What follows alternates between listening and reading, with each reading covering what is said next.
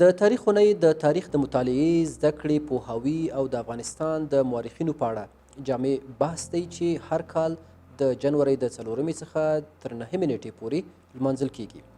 د جنورۍ 5مه د نومیالي تاریخ پوه پروفیسور محمد حسن کاکړ او د جنورۍ 6مه د افغانستان د بل نامتو مورخ ارواښاد فیض محمد کاتب هزاره د مړینې ورځې دي. انسان انسټیټیوټ د همدې نامتو مورخینو د وفات اونۍ تاریخ ته ځانګړې کړې چې هر کال لمانځل کیږي.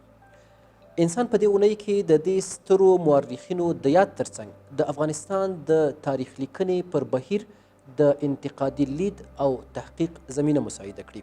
سږکال د تاریخ په اونۍ کې بیلابیل بحثونه د کابل د تاریخي ابداتو څخه لیدنه، په افغانستان او بهر کې د تاریخ د څیړونکو د نښلولو او د تاریخي منابعو څخه د ګټې اخیستنې په مسایلو باندې بحث کیږي. موږ باور لرو چې د افغانستان معاصر تاریخ یو روشمند نقد ته ضرورت لري.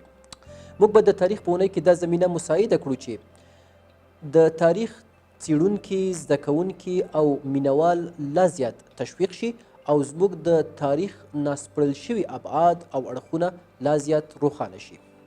له نیکه مرغه سږکال د تاریخ اونۍ د انسان د انسټیټیوټ په وړاندیز د اطلاعاتو او فرهنګ د وزارت لخوا په رسمي ډول د هیواد په فرهنګي تقویم کې ثبت شوه، په دې هیله چې راتلونکو کلونو کې دا اونۍ په ټول هیواد کې په رسمي ډول ولمانځل شي.